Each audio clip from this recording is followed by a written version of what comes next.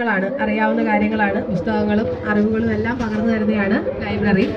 എന്നാൽ ഈ ഒരു കാലഘട്ടത്തിൽ പ്രകൃതി സംരക്ഷണം വളരെ ഇമ്പോർട്ടൻ്റ് ആയിട്ടുള്ളൊരു കാര്യമാണ്. നിങ്ങൾക്കെല്ലാം അറിയാവുന്ന കാര്യങ്ങളാണ്. പ്രകൃതി സംരക്ഷണത്തിൻ്റെ അപാകത മൂലം നമുക്ക് പല ബുദ്ധിമുട്ടുകളും ഉണ്ടാകുന്നത്. ഇപ്പം തന്നെ ഈ വേനൽക്കാലമായതുകൊണ്ട് പലർക്കും അറിയായിരിക്കും, ബുദ്ധിമുട്ടുള്ള സ്ഥലങ്ങൾ കാണും. അതുപോലെ തന്നെ ഇപ്പം തന്നെ ഉരുൾപൊട്ടൽ, അതുപോലെ തന്നെ വെള്ളപ്പൊക്കം, പലതരത്തിലുള്ള നാച്ചുറൽ ഡിസാസ്റ്റേഴ്സ് നമുക്ക് ഉണ്ടായിക്കൊണ്ടിരിക്കുകയാണ്. അപ്പോൾ ഇതിനൊക്കെ ഒരു പരിഹാരം കാണണം എന്നുണ്ടെങ്കിൽ പ്രകൃതിയെ നമ്മൾ നന്നായി സ്നേഹിക്കുക. നമ്മുടെ അമ്മയാണ് നമ്മുടെ പ്രകൃതി എന്ന് പറയുന്നത്. അപ്പം അമ്മമാരെ നമ്മൾ ഇപ്പോഴത്തെ ജനറേഷനിലെ കുട്ടികൾ സ്നേഹിക്കുന്നത് പോലെയല്ല, പണ്ട് അമ്മമാർക്ക് നമ്മളൊരു സ്ഥാനം കൊടുത്തായിരുന്നു സ്നേഹിച്ച് കൊണ്ടുവന്നിരുന്നത്. അതേ രീതിയിലേക്ക് അവരെ കൊണ്ടുവരുവാണെന്നുണ്ടെങ്കിൽ, നമ്മുടെ ഭൂമിയെ അങ്ങനെ സ്നേഹിക്കുകയാണെങ്കിൽ തീർച്ചയായിട്ടും നമ്മൾ ഒരിക്കലും അവർ ചതിക്കില്ല. അപ്പം നമ്മുടെ ഗവൺമെന്റിനും ഇതിന് ഒരുപാട് കാര്യങ്ങൾ ചെയ്യാനുണ്ട്. അപ്പം നമ്മുടെ പാഠ്യപദ്ധതി പരിഷ്കരണമൊക്കെ ഇതുമായിട്ട് ബന്ധപ്പെട്ടൊക്കെ തന്നെയാണ് ഇപ്പം നടന്നുകൊണ്ടിരിക്കുന്നത്. അപ്പം ഇത് ഈ കഴിഞ്ഞ വേൾഡ് കപ്പിൽ നിങ്ങൾ ആരൊക്കെ ശ്രദ്ധിച്ചു എന്നറിയത്തില്ല. ഇപ്പം ഫുട്ബോൾ കളി കാണുന്ന ഒരുപാട് പേര് കാണത്തില്ല, പക്ഷെ ആൺകുട്ടികൾക്കൊക്കെ അറിയായിരിക്കും. ജപ്പാനിൽ നിന്ന് വന്ന് അവരുടെ കളിക്കകത്തവർ കോപ്പ അമേരിക്ക ആണോ വേൾഡ് കപ്പ് ആണോ എന്ന് എനിക്ക് ഓർമ്മ, ഞങ്ങൾ തോറ്റുപോയതുകൊണ്ട് ഇതൊന്നും ചെയ്യേണ്ട കാര്യമില്ലല്ലോ എന്നൊന്നും കളഞ്ഞല്ല പോയത്. അപ്പം അവരുടെ സ്കൂൾ സിലബസ് അല്ലെങ്കിൽ അവരുടെ വിദ്യാഭ്യാസം, അവരുടെ പ്രൈമറി എഡ്യൂക്കേഷൻ അത്രയ്ക്ക് നല്ല രീതിയിലായതുകൊണ്ടാണ് അവർക്ക് അങ്ങനെ ചെയ്യാൻ കഴിഞ്ഞത്.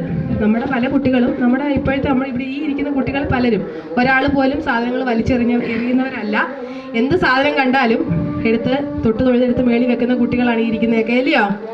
അല്ലയോ? ആണ്, തീർച്ചയായിട്ടും ആണ്. അപ്പം ഹരിത ഗ്രന്ഥശാല എന്നതുകൊണ്ട് ഉദ്ദേശിക്കുന്നത് നമ്മൾ മാലിന്യം വലിച്ചെറിയാതിരിക്കുക മാത്രമല്ല, ഊർജ സംരക്ഷണം കൂടിയാണ്. നമുക്ക് വേണം പച്ചക്കറി കൃഷികൾ, അതായത് കുട്ടികളെ ഭൂമിയുമായി ബന്ധപ്പെടുത്തി വളർത്തിക്കൊണ്ടുവരിക എന്ന് പറഞ്ഞാൽ അവരും കർഷകരാകണം എന്നല്ല. കർഷകരാകുക എന്ന് പറയുന്നത് മോശം കാര്യമൊന്നുമല്ല. എന്നാലും ഏത് മേഖലയിൽ ചെന്ന് നിന്നാലും നമുക്ക് ഇവർക്ക് ക്ഷമ പഠിക്കാനൊക്കെ വളരെ ഉതകുന്ന ഒരു കാര്യമാണ് ഇപ്പം പറഞ്ഞ കാര്യങ്ങളൊക്കെ. കൃഷി ചെയ്യിപ്പിക്കുക, ചെറിയതായിട്ട് പൂന്തോട്ടമൊക്കെ സെറ്റ് ചെയ്യിക്കുക. കാരണം ഇതൊക്കെ വളർന്നു വരുന്നത് നോക്കി, പൂ പിടിച്ച് വരുന്നതൊക്കെ നോക്കി കാത്ത് ക്ഷമയോടിരിക്കാനുള്ള ഒരു കാലഘട്ടം അവർക്ക് കിട്ടുകയാണ് ചെയ്യുന്നത്.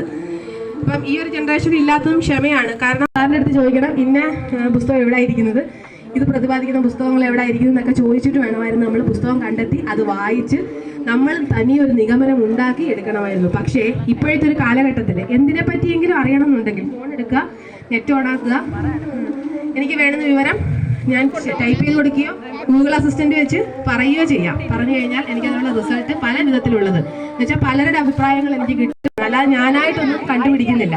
അപ്പം ഈ ഒരു സ്വഭാവമൊക്കെ മാറ്റിയെടുക്കാൻ വേണ്ടിയിട്ട് ഇപ്പോഴത്തെ യുവതലമുറ ലഹരിക്കൊക്കെ അടിമയായി പോകുന്നത് കാണുന്നുണ്ട്. അതിന് കാരണം ഇവരുടെ ശരീരത്തിലെ എക്സസ് എനർജി എങ്ങും യൂസ് ചെയ്യുന്ന ആ ഒരു കാലഘട്ടത്തിൽ ഉണ്ടായിരുന്നത്. ഇപ്പോഴത്തെ അങ്ങനത്തെ കുട്ടികളില്ല, വായനയും കുറവാണ്.